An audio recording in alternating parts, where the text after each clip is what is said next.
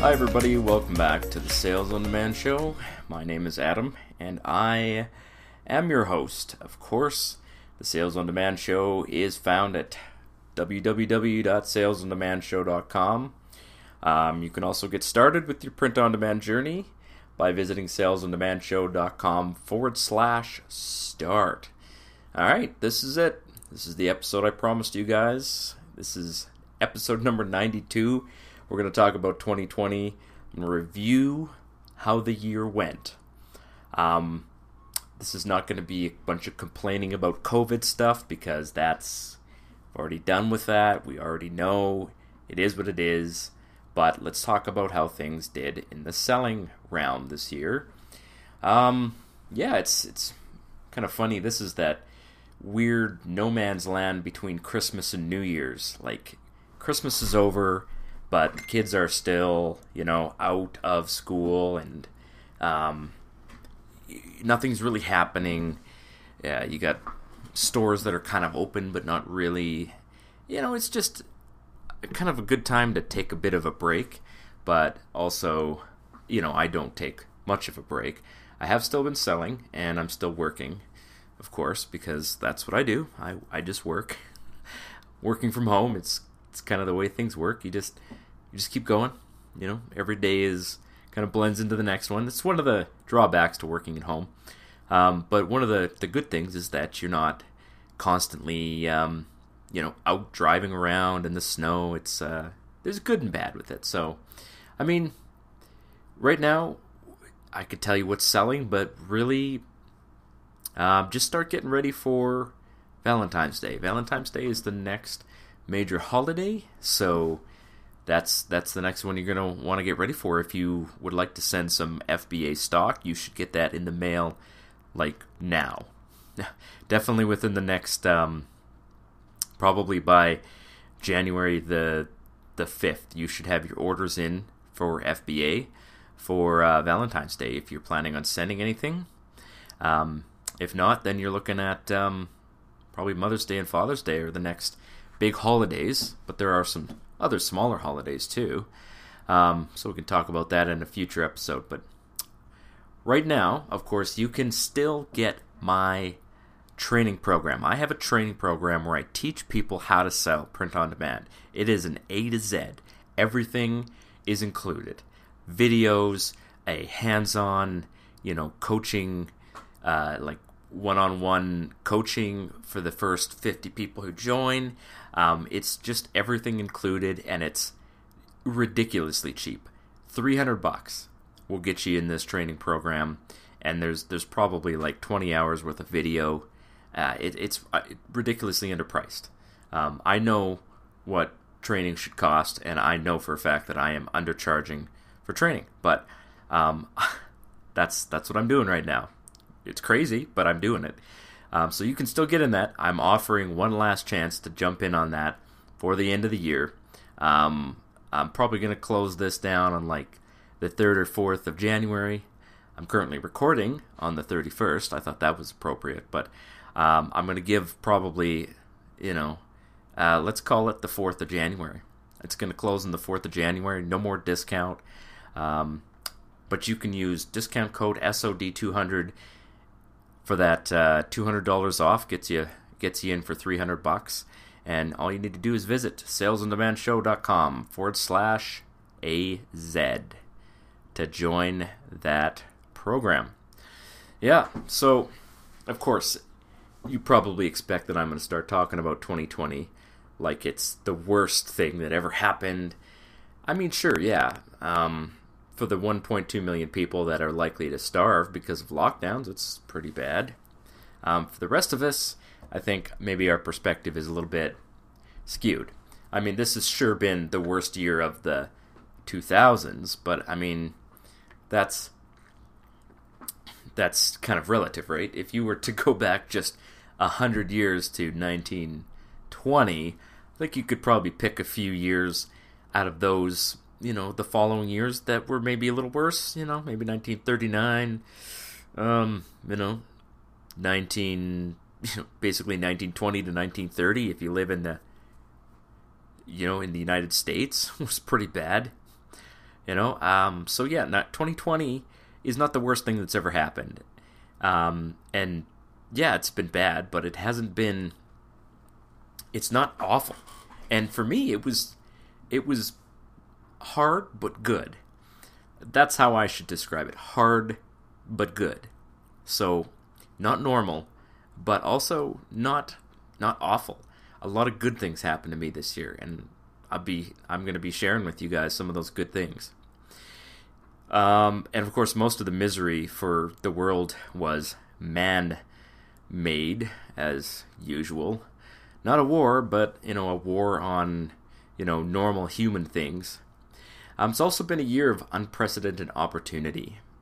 So of course, 2020 began like any normal year. Christmas of 2019 was pretty good. I usually do an end of the year kind of recap, and I did an end of the year recap the end of 2019, and I thought, okay, yeah, no, this is a pretty decent year. I accelerated my sales and made a bunch of money, and I kind of walked into 2020 with some plans. My plan, and I was working towards this. I was planning to join a local police force. I wanted to get back to work in the streets, and doing like drug enforcement and stuff like that. Finding criminals, real criminals, not just stopping cars for speeding or anything like that. But I wanted to find real criminals, and take them down, take them to jail, or protect people's property and protect people's lives. So that was my goal. But it was a hard goal, right? Getting into most police services, you got to pass all kinds of testing, and you got to go through training and stuff. So I was already in law enforcement, but I wanted to get into more criminal interdiction stuff, because I was just basically doing highway patrol, and it was kind of I don't want to say it was boring, but it just felt like it wasn't really filling what I wanted to do with my life. So I was really focused around that. Like, all of my energy was mentally directed at that. So I wasn't putting a ton of focus into the business. However, the business was still churning out lots of money. As long as you restock your products on Amazon, everything's good. Fill the orders that come in through Etsy and add a few every now and then. And it was still making me pretty good money. I'd just also gotten back into the Army Reserve in the last part of 2019. So I was kind of, I knew I was stretching myself thin. And I'm like, okay, well, I like all this stuff and I don't really want to give anything up. But I thought if I have to give anything up, then I'll give up the Army over anything else. Turns out that was the only thing I didn't give up. But anyway, so I did get sick in February. I don't think it was COVID. It was probably just the flu, but it wasn't the worst flu I've ever had, but it also wasn't the best. It hurt. And I was at a conference at the time. I think I even made a podcast episode from the hotel that I was in. I don't know, it feels like so long ago. I can't even really remember. But, yeah, I was really sick. And came home, had a few more days of being sick. Then I went back to work, and it was really nothing. I mean, coronavirus was around, but nobody was really excited about it. And you'd see people wearing masks, like 1 or 2, like 0.5% of people were wearing masks, usually the Asian people. And I would just look and I'd be like, oh, that's weird. Why are you wearing a mask? Weirdo. I wasn't really judging them that hard, but I thought, okay, well, good for them wearing a mask. I guess it's no big deal to me. But, March came.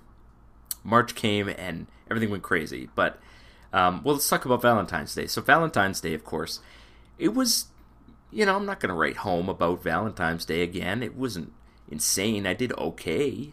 I put a little bit of effort into Valentine's Day, probably launched an extra 10 products and made, an extra 20% sales, but it was just an average year, really, for Valentine's Day. And then March came, of course, and Amazon started throttling all products that weren't related to like home care and essentials. So nothing was shipping, and my mental state just took a dive. I was like, what is happening? This is awful. It was black. For me, March was a black month. It was brutal. I could not believe what was happening. And I'm sure everybody else would agree. March was crazy. Like, just how quickly everything turned around. So, at the beginning of March, every year I go to a summer camp, and they have a reunion in March. And so I went to this reunion and hung out with all of the young kids that were at camp over the summer and had a good time with them. And then I got sick there too with norovirus, which is just a basically food poisoning kind of virus. Really contagious, but it only lasts for about 24 hours. So everybody at the camp got sick. Probably 65% of the people at the camp got norovirus. I got it after I got home, or on my way home, actually. I had to stop and like puke on the side of the road. That's how crazy it was, but we still went, and nobody really thought anything of it. Now, if it happened again, I mean, they would close the camp down, right? just the mentality of early March to April was just such a change that it's almost hard to believe that it was the same month, never mind the same year, even the same decade. It was just such a wild pendulum swing. So that happened, and that was early March, and then by the 13th of March, schools had closed and playgrounds had closed, and everybody was like freaking out over this. And obviously the media played a huge part in the freaking everybody out, but I mean, the panic just kind of grew organically. It was more organic back then because people really thought that this was a problem. Nowadays, the media is kind of keeping the panic going. People have kind of made up their mind about it one way or the other, obviously, but back then, really nobody knew what the real truth was, so people were just staying home. You weren't allowed to touch things, and it was crazy. So that all happened in March and April. Amazon took a bit of a nosedive, but Etsy stayed strong. And I wasn't a big seller on Etsy at that time. And so I saw my Amazon account just took this giant, dropped like a stone for the sales. But my Etsy sales were decent, but they never were that strong before that. So I thought, this is it. This is over, man. This pandemic is going to kill online sales. I mean, I didn't know any better. In retrospect, obviously, people staying home means more online sales, but I didn't know that at the time. So, other people started reporting, hey, it looks like more people are buying because they're at home. And I started to realize, okay, that's interesting. And for Mother's Day and Father's Day, I did pretty good. I've reported on this before, but I did make $20,000 in sales over, I think it was 45 days of time. A very relatively short period of time, and it was the best I've ever done for any, Mother and Father's Day period. So it was kind of cool. And I got really excited, and I thought, okay, this is great. This is going to be, awesome. The pandemic, maybe it's killed all of our, going out and doing stuff kind of thing, but at least the business is going strong. So there was like a silver lining in it for me. So, Mother's Day and Father's Day ended, and then the summer came, and masks started taking over. And, I'd heard about print-on-demand masks, but the reliability of the shipping and everything was just not very good. So I didn't actually make any masks. But around the end of July, beginning of August, I started listing a lot of masks, and sales went nuts. It was better than Mother's Day and Father's Day by a long shot. So, yeah, masks were then and still are pretty good. And they probably will remain pretty strong throughout the year, 2021. But man, in the summer they just were, it was crazy. And they were shipping from the United Kingdom. So it was taking a long time for them to get here, and people were like freaking out.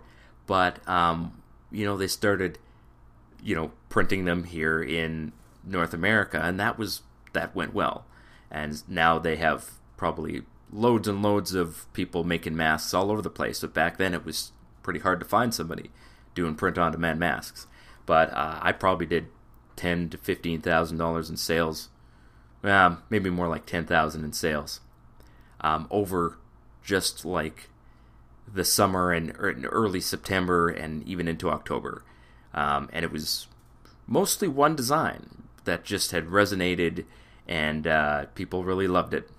And I'm still selling that particular design on Etsy and on Amazon. I ended up posting that one on Amazon, and it's been a strong seller. If you want to know how I posted on Amazon, putting masks on Amazon, normally you can't, but I found a little bit of a back door. So I talk about that in my training program, of course, how you can post your masks on Amazon. So, the sales from masks started to die down, and of course we started getting into the post or the pre-Christmas season, and this was the point when I was offered a position, and it was just the most bizarre thing. It was so out of the blue. Rachel Raffay, who is the person who taught me how to sell print on demand, and has kind of been a mentor of mine, less so in the last year because I'm pretty good at what I do now and I don't really need training as often. But she had perceived that I was a good potential coach. So she was revamping her program, and she reached out to me through a company called Knowledge Source, who was running this program. And they were like, hey, do you want to be a coach for this program? And I was like, yeah, I think I do, but I don't, I'm still trying to become a police officer here, and what do I do? Like, how does this work? I'm like, I don't know if I can do all of that at the same time. I've got to let something go. And so, looking at the future of law enforcement and how I just didn't see any compatibility, I thought, there's no way that I can be a cop and be a coach and run this successful business at the same time. It's just, there's no way to do all of that. I want to. There's no question I want to. But at the same time, I didn't really want to. I was finding my desire to stay in law enforcement was fading. And I guess it had a lot to do with the pandemic. But also just seeing that law enforcement, I'm just finding myself not, buying into that as much as I did before. I still support my friends who are doing it, and I always will. I want, and of course, I'll do the best I can to try and, promote to them the idea of liberty. So I was just talking to a friend of mine who's still in law enforcement, and I'm like, yeah, man, like, you gotta decide whether you're going to enforce these draconian restrictions or whether you're going to just, make good, make just decisions based on that. So, of course, that's something I don't have to worry about. But I was worried about it back then during the pandemic because I didn't want to be someone's club to go and check and see how many people you have in your house, or are you letting people sit at tables in your restaurant? I just thought that was just awful. I was like, there's no way I'm going to be that guy. I cannot be that guy. And I don't want to be that guy. I don't want to be put in a position where I have to make that decision. So eventually I pulled my name out of the process. I said, I don't want to be part of the process. And they didn't care. Whatever. I'm just another name in the many many hundreds of people applying to all these agencies all the time, so it meant nothing to them. But I said yes to being a coach. And at the time, I knew I was taking a chance. I never signed any contract. There was no formal agreement. It was just this relationship I had with Rachel.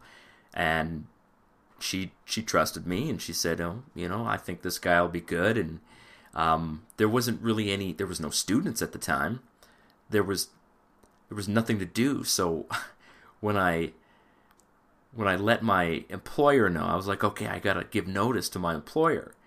I had hoped that I would sort of overlap the two a little bit.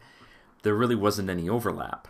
So I was like, I'm taking a chance here that, if something falls through, if these people call me back and say, oh, we're not, this coaching program, we thought we were going to do better with it, but it's not working out, well, that would have put me in a bad position. So I knew I was taking a bit of a chance, but I did it anyway because sometimes you just have to trust and believe that things are going to work out. And I prayed about it. I'm a religious guy, so I was like, God, if this is a good decision, give me a good feeling about it. And I just felt like it was the right thing to do, so I did. And man, it turned out better than I could have hoped. Better than I could have hoped. Like the last half, or I should say the last third of 2020 was a whirlwind of coaching and just getting myself into this role, and it's been amazing, really. I'm still frustrated about the pandemic, and when they went back into lockdown, of course, I was very, very angry about that. But all in all, I mean, it was not what people say about 2020. It was not a dumpster fire for me. I kind of set my old life on fire, but it was a good fire. It was like a cleansing fire. You burn off the old stuff, and burning off old habits, burning off old ways of doing things, and starting something new.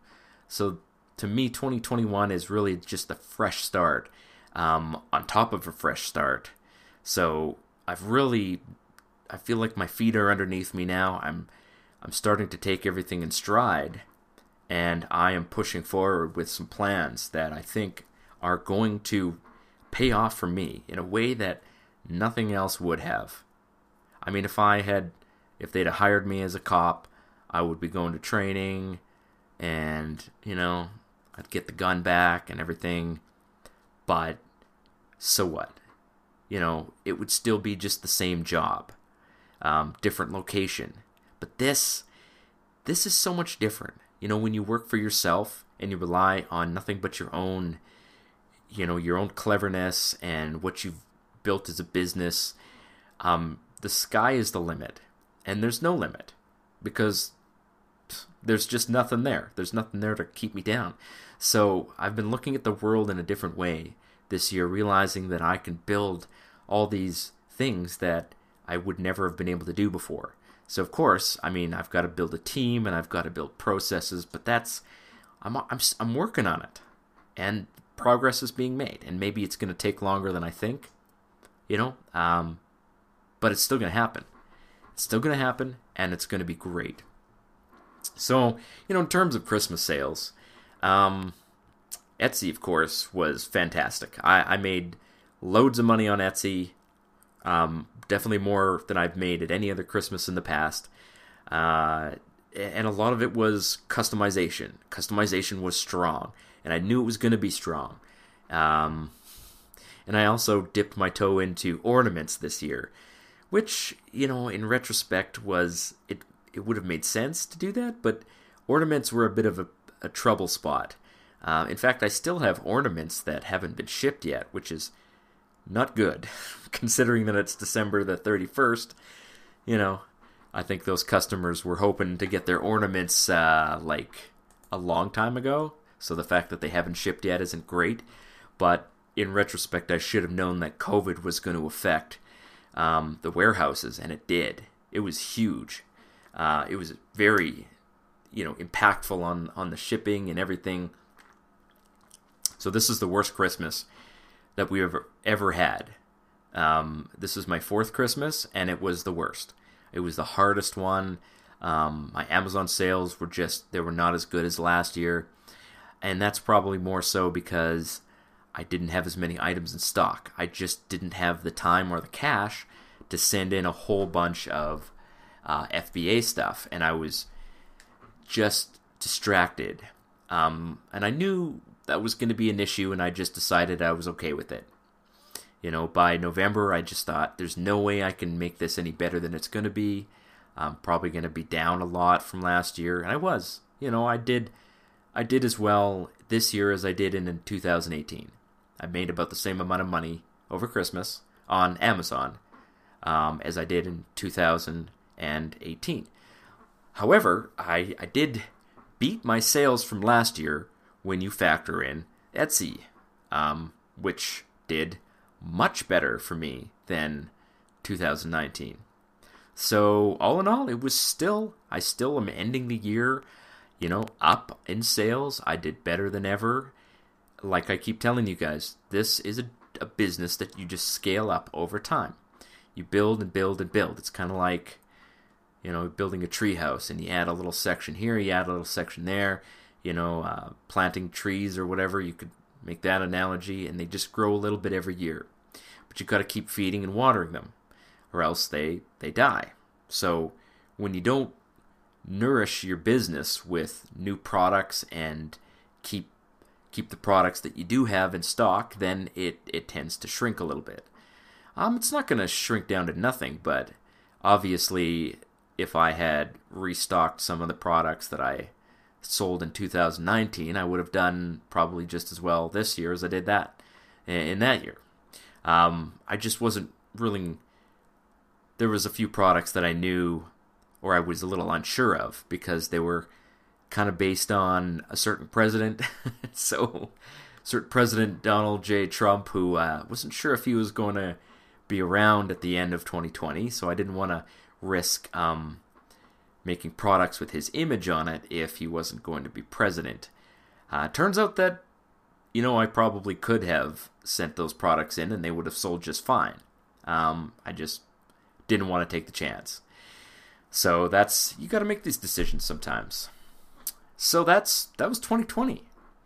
And of course, I've been running some other experiments here. So this year, I haven't hardly talked about this much, but I am sublimating some of my own mugs right now.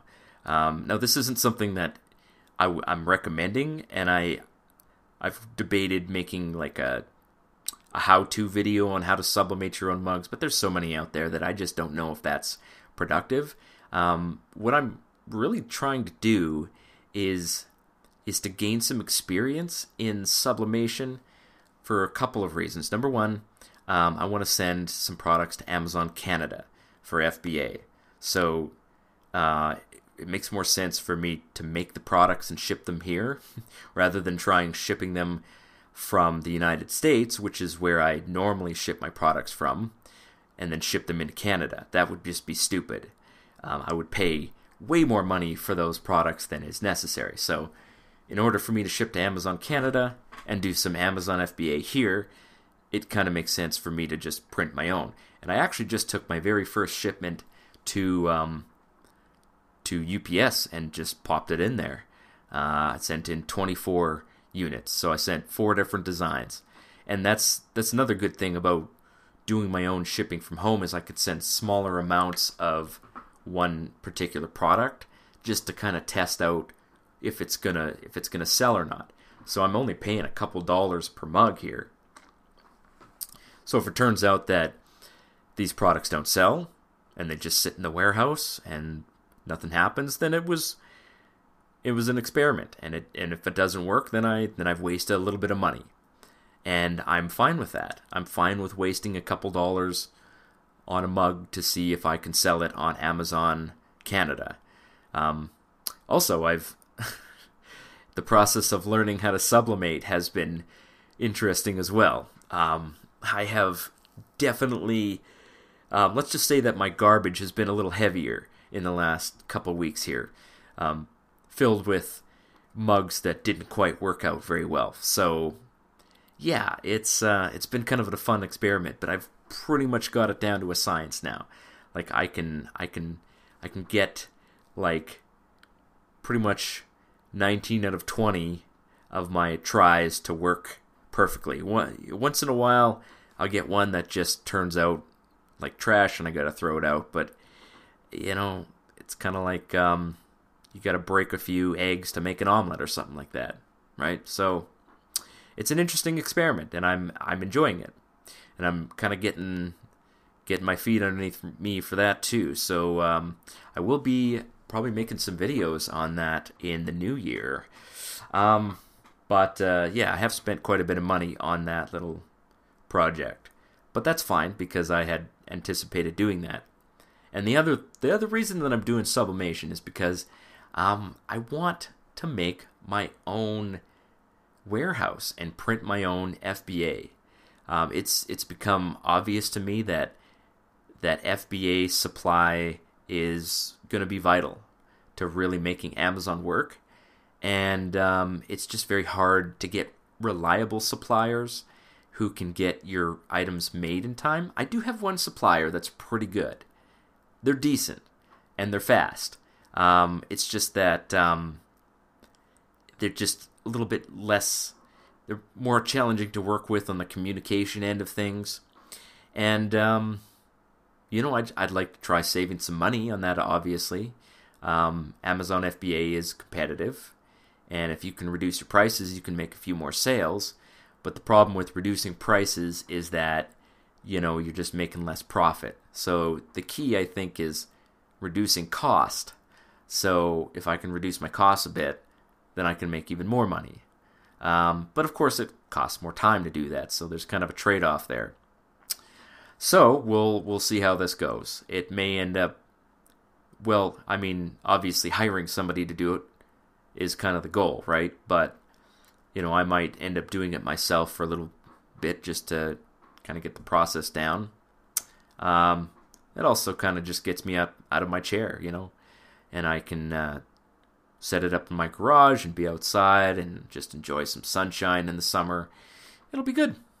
It'll be fun. So that was 2020 in a nutshell. I would say challenging but good is my takeaway from that. Challenging but good. So, how was your 2020? Drop me a comment, drop me an email. Let me know how things were for you. Adam@evercardia.com. Or leave a comment on the website salesondemandshow.com. So let me know how your 2020 went. I am very curious to know. Did you have shipping challenges? Did you have angry customers? Because I had a few of those, but I was still not too bad in terms of angry customers. I had a few people I had to refund, of course, but that's normal, right? It's just the cost of doing business. Refunds are part of selling physical products. So it's not the end of the world, when you got to refund somebody. I still made loads of money this year. Quite a bit of money. Pretty happy with it, in fact. Well, that's it, guys. Happy New Year. We'll see you again in the good old 2021, which, could be 2020 Part 2. We'll see. It's going to be challenging. There's no question that the challenges that have already been present in 2020 are not going away. They might change in their nature, but they're still going to be present. They're still going to be with us. This year might be another quiet year for many people, a year without work, or a year of less work than you'd like, financial challenges. So, what better time to start a online business than right now? There's never been a better time than right now. So make sure you tune in for next year, and we'll see you then. Cheers.